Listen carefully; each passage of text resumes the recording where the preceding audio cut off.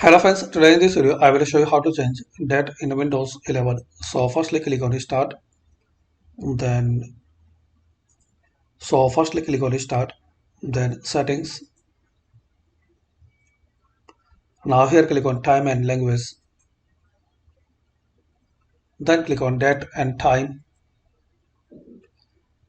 Now here guys you can change your time.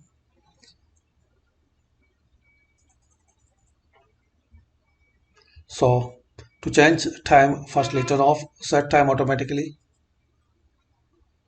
Now you can set the date and time manually. So click on Change. You can select date, month and year, and also time, minutes and PM or AM. So change, and after that click on change here. And also guys you can set automatically. Once you click on this on, so you can set time automatically by turning on this option.